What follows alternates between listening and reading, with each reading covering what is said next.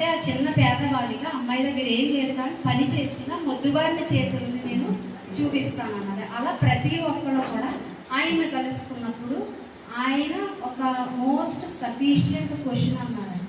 Most sufficient question అంటే ఇంకా అంతగా మించిన ప్రశ్న ఏమీ ఉండదు.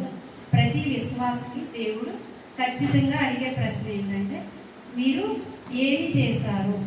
మీరు బయటికి వెళ్ళి, మీరు వర్తమానం విని, వాక్యం విని బయటికి వెళ్ళి మీరు ఏం చేశారు అనే ప్రశ్న అక్కడ ఉంచబడుతుంది. అది ఇప్పుడు అన్నీ అందుబాటులో ఉన్నాయి. అప్పుడు మీకు ఆయనకి చూపించడానికి మీ దగ్గర ఏముంది అనేది మీరు ఆలోచించండి.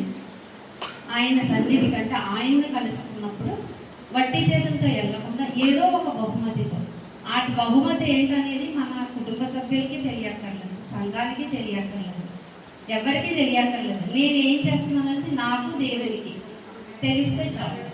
పాస్టర్ గారికి తెలియక్కర్లేదు, మన పక్కింటి వాళ్ళకి కూడా తెలియక్కర్లేదు.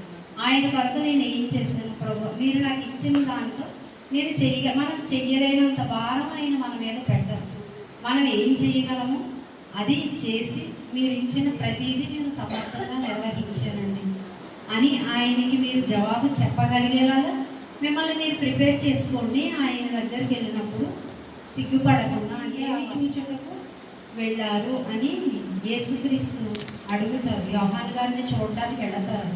అంటే యోహాను గారు ఒక గొర్రె చర్మం కప్పుకొని అడవి తేనె మిడతలు తిని జీవించే ఒక వ్యక్తి అంటే అందరికీ వింతగా అనిపించి ఆ రోజుల్లో ఆయన్ని చూడడానికి వెళ్ళేవారు చాలామంది.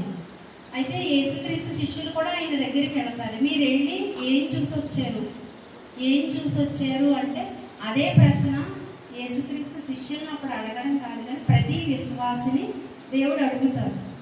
మీరు కలిగిన దాంతో మీరు ఏం చేశారు, దానికి మీరు సిద్ధంగా ఉండండి అనేసి వర్తమానంలో ఆయన చెప్పడం జరిగింది. అది నేను ఇలాంటి విషయాలు చదివినప్పుడు నేను ఆలోచించుకుంటాను వ్యక్తిగతంగా, నేను ఏం చేశాను, నేను ఆయన్ని కలుసుకుంటే ఆయనకి నేను ఏం చేశానని నేను ఏం చెప్పగలగాలి అని. అలా ప్రతి ఒక్కరు కూడా మీరు ఆలోచించుకో. ప్రార్థన కూడా ఏమన్నారంటే నాది నేను ఆలోచించుకుంటున్నాను, మీరు ఆలోచించుకోండి అని చెప్పారు. ఇది మనకి రాబోయే వర్తమానంలో ఉంది. 2వ వర్తమానం